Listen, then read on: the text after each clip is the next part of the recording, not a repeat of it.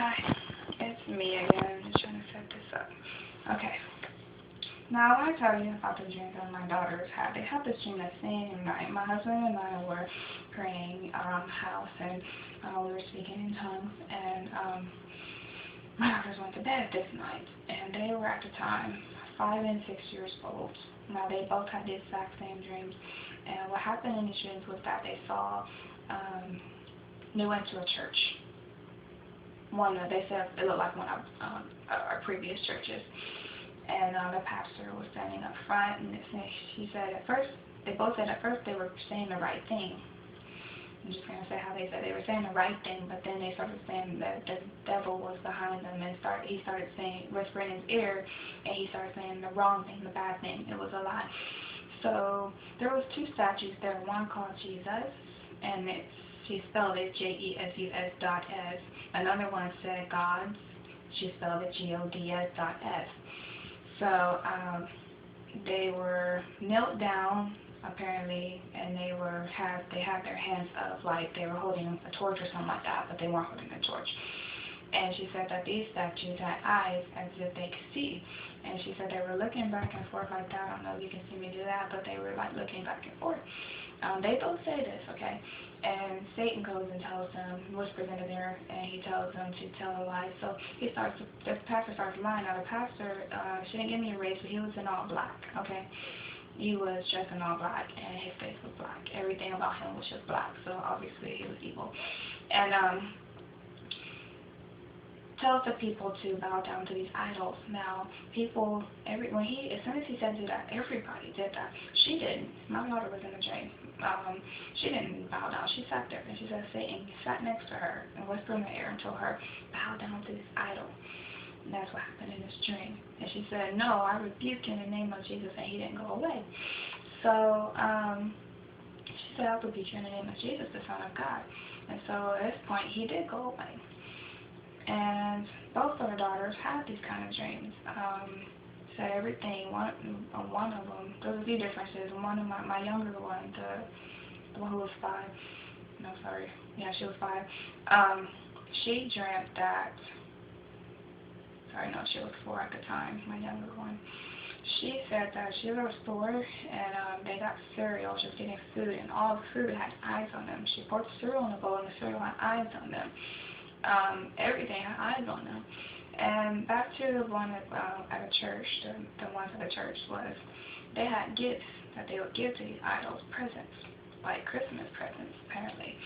And they would give these statues, these idols, these presents, and these were inside of the church. Okay? Now, this was about 1 or 2 months before. I didn't know about amightywind.com at this point in time, but we took those two dreams seriously, of course. How could they have the exact same dream on the same night, and they don't know anything about this stuff, and what they were saying I knew nothing about either. So we come to about 2 months later, and that was this year happened, and my pastor is talking about 501(c)(3). We should go and see about missionaries and all stuff. And by the way, I'm not going to mention his name or anything like that, but I noticed that it started right off fine, but it seemed like he was more into money and getting buildings, and I was always internally just really upset about it. When me and my husband would speak, I was like, why are we always talking about getting money? Because I was studying psychology, and I was focusing on human sex trafficking. I would write most of my papers about that, and it was something that I was really, really close to my heart, because obviously, honestly, why wouldn't it be? But as I'm reading all this stuff about these horrors happening around the world, I'm like, why are we trying to build another church, another building? Because the street I live on alone has like 10 churches. Honestly, I'm not kidding. And yet we have spoken to some people, and they don't even know who Jesus is. So, really? Why do we need another building? There are places in third world countries that have less buildings than we have, and yet they actually, they're more serious about living holy and all that stuff. So anyway, let me get back to it. So my pastor started talking about 501c. He wants us to do some missionary and come up with a plan for missionary trips and all that stuff, because I told him that I was interested in missionary work. But I applied through my school and they didn't choose me, but still don't mind. So I started researching what's 501c, because I know that churches are automatically exempt from paying taxes in the first place.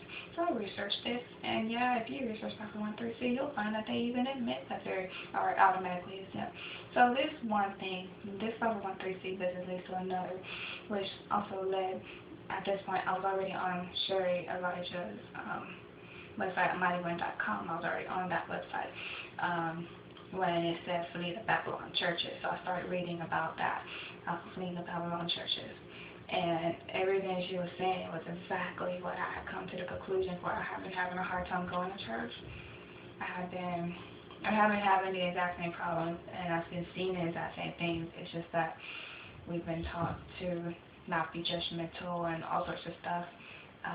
So I thought that if I was to actually leave a church because of that, which I was willing to, but my husband wasn't, and sometimes my husband was willing to, but I wasn't, because we don't want to offend God, of course. So just read about the Flee the Babylon churches. It was the reason why we left, and it gave all the reasons. One being 501c, another being they just want money, another is they're not preaching the full gospel, the truth, and another is they don't want to talk about prophecies or what's happening, and the thing is, all this stuff is happening now, and my pastor actually believes that we have 20 years or so left before the tribulation or anything starts. So I'm like, really, have you seen what's going on around here? So we gave this information to him from amightywind.com, and he totally rejected it. So we we went a few times, and actually I also Googled something before I found out about amightywind.com. It's called the Sins of America for the churches and the pastors. I gave him that. I gave him this. We gave him the Sunday thing. We gave him the Christmas thing. All this stuff, and he goes, "Oh no, it's fine. Don't worry about it. Oh no, that's done away with. We don't have to do that." So those are the responses we would get. So he totally rejected us this time, and we tried to go and tell some of the people there, because this was my church. We knew them. They came to our baby shower, and they made a baby shower for us. We have some sort of friendship, I thought, going on, but it turns out they all rejected it. So, but yeah, amightywind.com freed us from that. So I'm thankful for that.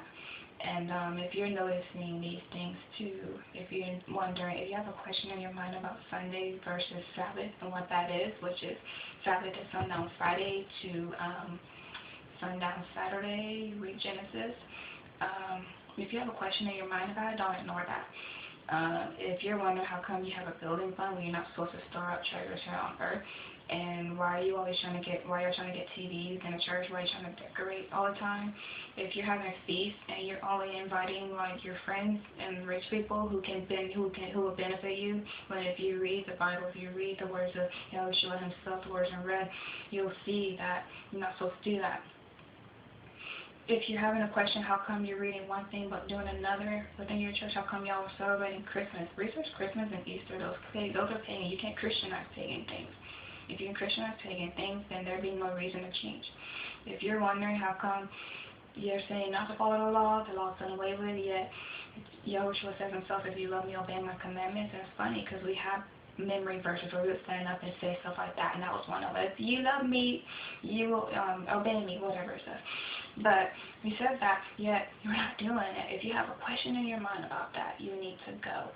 And I just want to give that part of the testimony about the churches, what we learned through our little girls' dreams that Yahweh gave them, through what we have seen and some research, and then total confirmation from amightywind.com, or go to almightywind.com.